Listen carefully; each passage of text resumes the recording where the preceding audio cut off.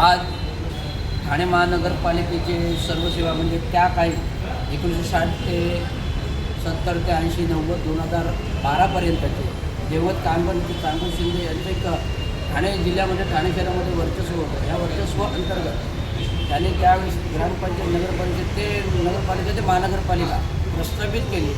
विविध नगरसेवक दोन नगरसेवक दिले. वसंतराव डावकरेंसाठी नगरसेवक दिले आणि आज विविध खेडेगावातील कर्मचाऱ्यांना इथे आणून नोकरी धंदा दिला. राहिलं घरं दिले, कुटुंब बसवली. दादाजी कोंडदेव स्टेडियम घडलं, गडकरी घडलं आणि तरण तलाव त्या काही सतीश प्रधानच्या नगराध्यक्ष कालावधी सत्तेमध्ये असताना दोन नगरसेवक होते. सतीश प्रधान महापौर असताना पण त्यांचे नगरसेवक वसंतराव डावकरे होते. अशा प्रकारचं प्रस्त आणि कामगारांचं हस्त याने कामगारांची खास करून ते प्रभावीपणे मागण्या मांडून कामगारांना न्याय हक्क द्यायचे. आज त्यांचा 86वा जयंती दिन आहे आणि या जयंती दिनी मी विशेष म्हणजे एक महानगरपालिका आयुक्ताने एक पत्र दिलेलं आहे. हा पत्र असा आहे की एक बहुउद्देशीय प्रकल्प आपल्याला एक बहुउद्देशीय प्रकल्प जो 15 वर्षापूर्वी प्रलंबित काढले होते पण 15 वर्षापर्यंत प्रलंबित आहे. त्याच्यावर कोणी निविदाकार देकार म्हणजे प्रायव्हेट खाजगीरित्या करायचा होता.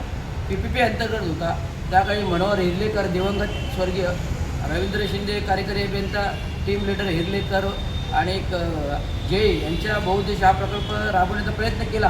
परंतु त्या काही PPP अंतर्गत कोणी निविदाकार न आल्यामुळे तो काय झालाच आणि 15 वर्ष त्याला काही ठिकाणी लक्ष दिले नाही. परंतु आजची जागा जी आहे त्या प्रकल्पाची जी बहुउद्देशीय जागा आहे ती आरक्षित तशीच आहे. त्याचा गैरवापर होतो. रिक्षा कार पार्किंग वगैरे वगैरे मी सहज फिरता माझ्या लक्षात आला हा इथे एक प्रकल्प आहे आपला.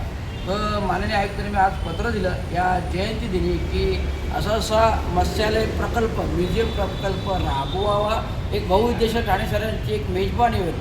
एक म्युझियम म्हणजे एक कलादालन होईल आणि एक मत्स्यालय होईल जे गोव्याच्या धर्तीवर जे ठाणे शहरात होईल. एवढंच निवेदन मी आज दिलेलं आहे. तर हे सर्वांना काव आहे. धन्यवाद. जय हिंद जय महाराष्ट्र.